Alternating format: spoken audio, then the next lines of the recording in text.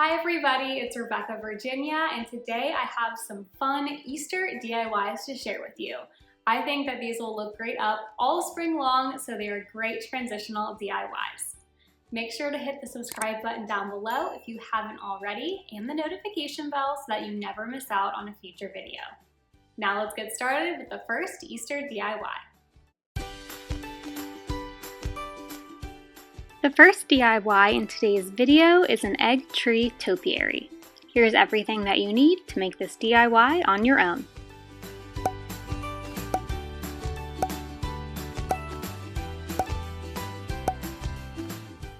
The first step in this DIY is painting all of our colorful plastic eggs.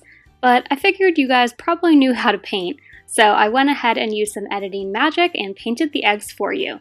I used a pale pink, blue, and purple color. Next, I am taking my foam cone, and instead of hot gluing the eggs directly onto the cone, first I wasn't sure exactly what pattern or what kind of colors that I wanted to put on the cone and how I wanted them to look, so I just took some glue dots. You could also just take some tape, especially if it's double-sided tape, and I'm just kind of laying them out, trying to kind of eyeball how I'm liking them formed, how many it's going to take. Spoiler alert, I needed more eggs, so you see me put some of the really bright plastic ones back onto this tree, but this is really just for me seeing how I'm going to plan out my egg tree. As I mentioned earlier, you can see that I ran out of my painted eggs, so I'm just placing down those really bright plastic ones as a placeholder for me to kind of eyeball how my egg tree is forming. But in the meantime, I went ahead and took my glue gun and started gluing down those eggs that were already painted. Once I had painted a couple more of those plastic eggs, I went ahead and hot glued them all onto our foam cone. The next step is adding all of this Spanish moss into the spaces where the eggs aren't touching. So essentially we're trying to create our egg tree and have it very mossy. So I just took a bit of hot glue and placed it onto a clump of the Spanish moss, and then I just pushed the Spanish moss in between some eggs and adhered it onto our foam cone. And I ended up just doing this all the way around the egg, and in some of the tighter spots, even using hot glue wasn't really necessary because the spaces were so small, it kind of just held the Spanish moss into place as is. But you can kind of tell once you start working which places will need glue and maybe some that won't need it.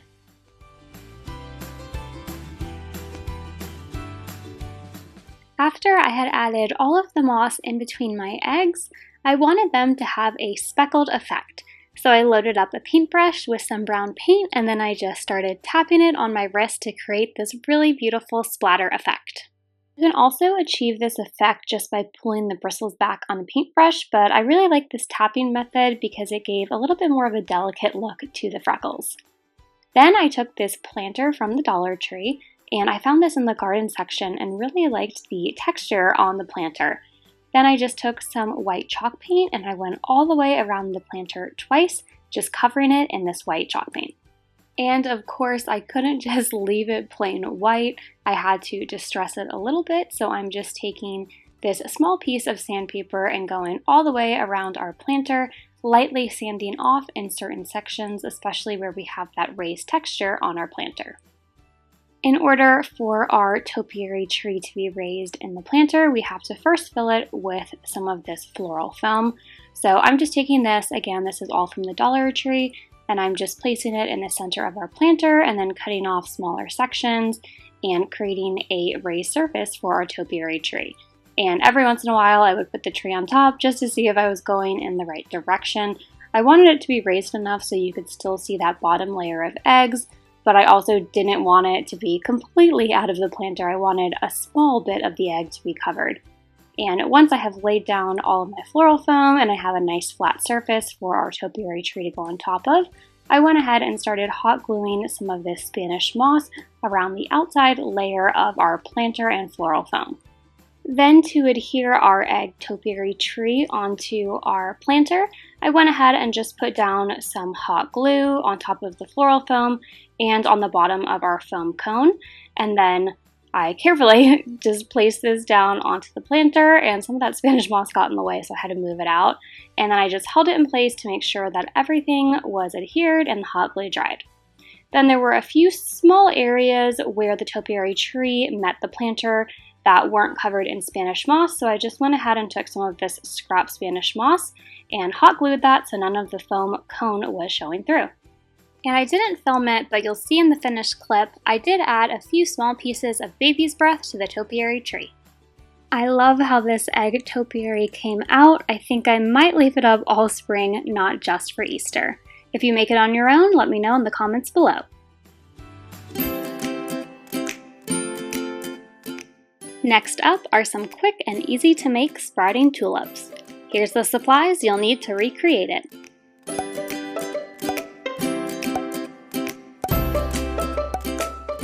I'm starting off this DIY by painting this wood palette that I got from the Dollar Tree, and I'm actually using a stain from Waverly. I just wet a paper towel, put the stain on the paper towel, and rubbed it into the wood.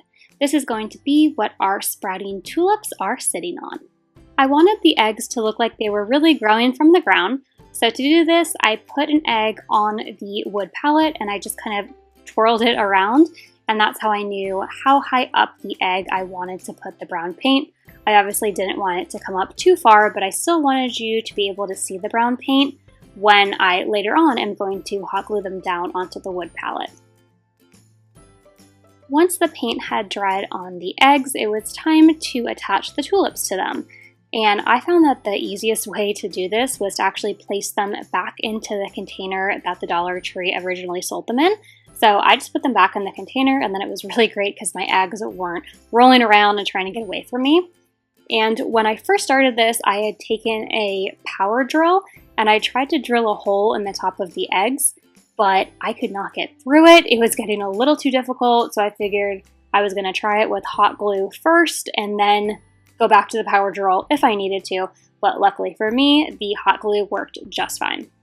Now, if you have a stronger power drill than me, or maybe you're just more well-versed in power drills, then you can go ahead and try that. But for me, hot glue was just easier and it was the way to go.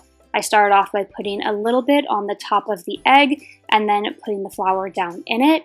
And then it was kind of a waiting game. I think I held each flower for about 5 minutes. So you can see I have my little to-go coffee there because I was just holding these flowers until the hot glue dried. And obviously, if you let go of them before it's dried, the flowers will just fall right off of the eggs. So I put on a YouTube video, I had my coffee, and I just held those flowers for about 5 minutes each. Now, obviously, I had to use quite a bit of hot glue to get the tulips to stay attached to the eggs. So to cover that up and make it really look like the eggs are sprouting the tulips, I hot glued some of this Spanish moss to the top where the egg meets the tulip. I really liked how the brown Spanish moss looked, but I think some reindeer moss would be really pretty too, so you can go with whatever color you like best. Now I'm attaching our sprouting tulips to the wood palette that we had stained earlier, and I decided to go with 2 in the back and then my smaller tulip right in the front. The Dollar Tree has gorgeous florals right now. That's where I found these tulips, but even if you can't find the tulips, I think that you'll be able to easily find another floral to fit this DIY.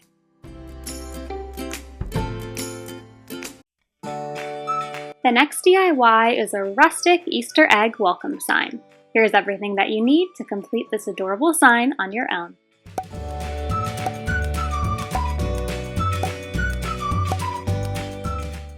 For this DIY to make our sign, I actually took an old Christmas sign from the Dollar Tree. And this one was really great because the front of it peeled off super easy. But it did leave behind a little bit of residue, so just to be safe, I'm going to be using the back for this DIY.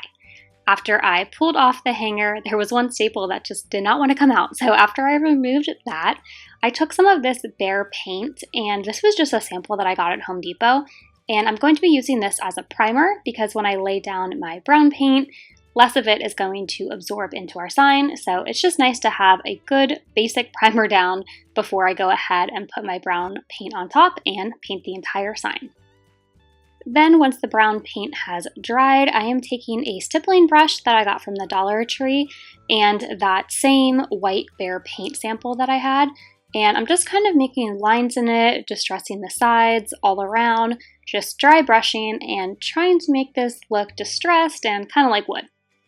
To write out the word welcome, I don't have good handwriting, so I couldn't just paint it.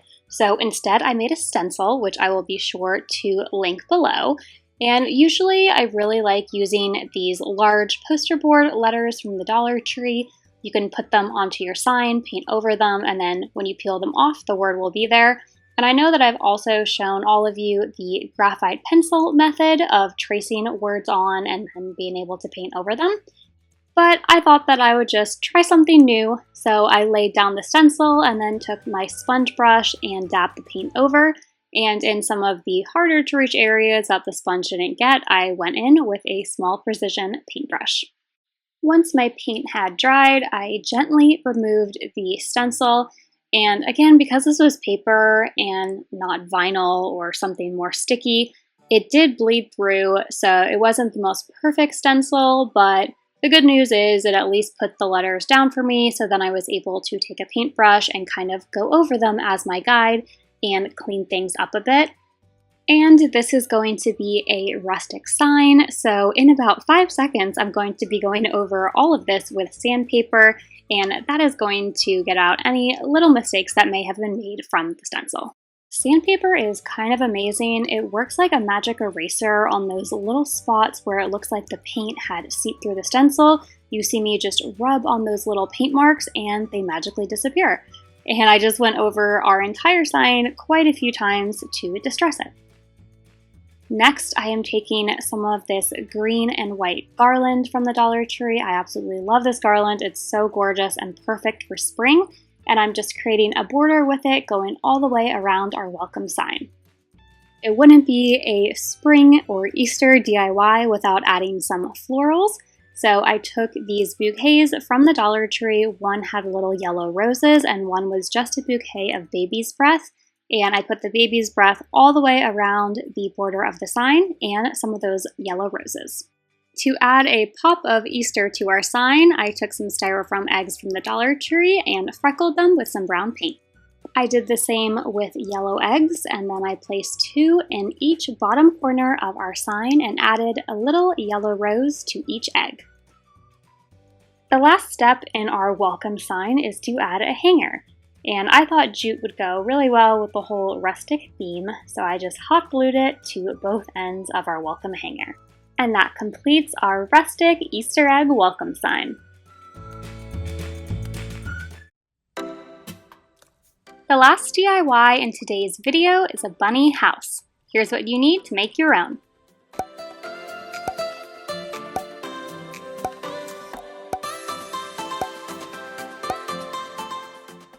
I'm kicking off this DIY by removing the backing of our wood house. It's a little bit difficult at first, but then once you get it, it pops off pretty easily. And then any of this spare paper, I went ahead and removed too. To add a bit of color to my house, I took the Waverly wax and a wet paper towel, and I just applied the wax on the paper towel and then rubbed it into the wood. If you don't have a wax or stain, all that you have to do is dilute some brown paint with a bit of water and you'll have a DIY stain. The centerpiece of this craft is going to be our wood bunny, and I just took it and added a bit of hot glue, and then I'm adding some green reindeer moss and covering my entire wood bunny with this reindeer moss. And if you find that while you're covering the wood bunny with the moss, you begin to lose the shape of the bunny, don't worry, all that you have to do is take a small pair of scissors and trim off any of the moss that's going outside of the bunny's edge, and that way you will retain the shape of the bunny. After covering the wood bunny in moss, I am heading back over to our wood house. And I picked out this really cute purple bunny scrapbooking paper from Hobby Lobby. Again, I know I mentioned it a lot, but Hobby Lobby pretty much always has their scrapbooking paper for $1, so it's a really great deal to pick up your scrapbooking paper there. After I traced it out, I cut it out and then just used a glue stick to adhere our scrapbooking paper to the backing of our house. Then to reattach the house that we took apart earlier, I'm just putting a bit of hot glue all around the edges and pressing it down. I thought our moss bunny was looking a little bare, so I went ahead and made him a bow out of some jute and then hot glued it down. After that, I hot glued the entire bunny down onto the inside of our wooden house. To add some embellishments to our bunny house, I took some Spanish moss and just hot glued it down so it looked like the bunny was sitting in the moss. Then I wanted to add a little bit more embellishment to my bunny house, so I took some styrofoam eggs from the Dollar Tree and I painted them purple and then added a freckle effect by putting paint on a paintbrush and pulling the bristles back. I wanted to include a clip of these rub-on transfers as well, because the Dollar Tree does make a taller version of this wood house, and if you picked up the taller version or had a different one that you were making that's a bit bigger than mine, I think it'd be really cute to add in some lettering that says Happy Easter or Hello Spring. But because mine is smaller, I am just hot gluing down the egg in the bottom left corner. And that completes our bunny house DIY. Please leave in the comment section down below any DIY that you're planning to try. Thanks for watching. Until next time, keep searching, keep creating.